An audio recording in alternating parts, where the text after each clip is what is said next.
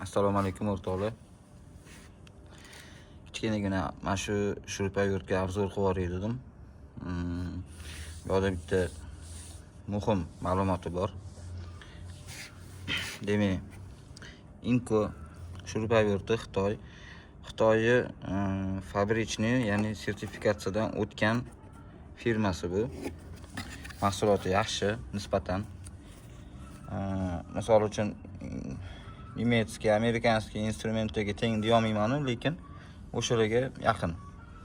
Har qalay Xitoy instrumentlarining ichida arzon narx segmentining ichida yaxshi hisoblanadi.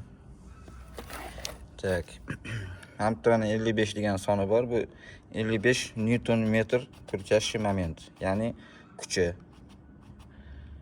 Endi nima Newton metr nimaligini internetdan, Googledan qidirsanglar bilib olsanglar bo'ladi.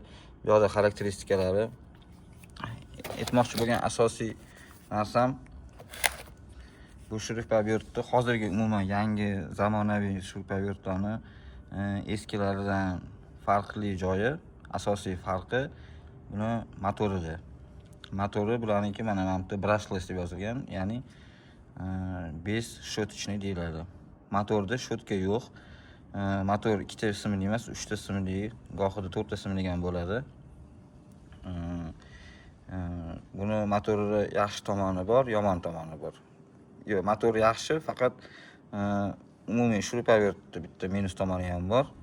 Bunaqa shurpa-yurtda, bunaqa motorlarni yaxshi tomoni shundaki, motor вечный demayman, lekin shu shurpa-yurt qancha ishlatsanglar, oxirigacha motor aniq ishlab beradi. Sababi motorda shotka yo'q, iznos bo'ladigan. Qolgan detallari hammasi yaxshi, baquvvat bo'ladi. Endi yomon tomoni, bu motorni maxsus mana bu yerda ikkita platasi bor. Aqlli plata, endi kontrollerli bo'ladi. O'sha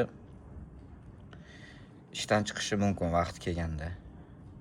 Ishdan chiqqanda kontroller butunlay alishtiriladi. Sal qimmatroq turadi. Xo'p. Endi qayerda bu ishlatishga yaxshi? Asosan bunaqa 5 shotchli motorlarda yaxshi, yana bitta yaxshi tomoni, bulardan iskra chiqmaydi. Ya'ni ishlayotgan paytda iskra, uchqun hosil bo'lmaydi. Demak, har xil yonuvchi, portlovchi gaz ko'rinishida, misol uchun gaz ko'rinishida yonuvchi, portlovchi moddalar bor joyda qo'rqmasdan ishlatsa bo'ladi. Unaqa joylarda iskra chiqaradigan instrument xavf tug'diradi. Mumkin emas unaqa ishlatish, sababi o'sha motordan chiqqan iskra uchqun portlash yoki pojar bo'lib ketishga olib kelishi mumkin. Masalan, mashinalarga gaz o'rnatuvchilar, umuman o'zi mashina bilan ishlaydiganlar обязательно порядке mana shunaqa 5 shotchli instrument ishlatishsa, menimcha maqsadga muvofiq. Chunki iskra bo'lmagani yaxshi mashina bilan ishlayotganda. Asosiy yutug'i bu bunaqa shurpa-yurtida shu. Aynan mana shu modelga kelsak, mana bu treshotkalari yaxshi. Sifatligi bilinib turibdi. Mana bu patron temirli, anchaga yetadi. Eng yana bitta qulay tomoni, mana bu udar rejimi ham bor, ya'ni kafel yoki betonlarni beton demayman, endi betonga sal perforatsiya ishlatish kerak. Yumshoqroq gazobloklar, o'shanaqalarga, misol uchun mana bu bolg'ali rejimida bemalol ishlatsa bo'ladi.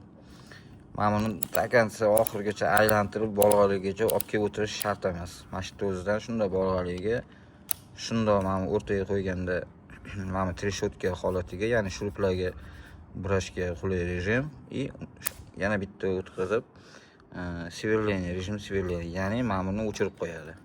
Treshotkani. Udarni ham o'chirib qo'yadi. Чисто сверление rejimda shunday tez o'tkazib ishlatsa bo'ladi. Bu yana bitta qulaylik tomoni.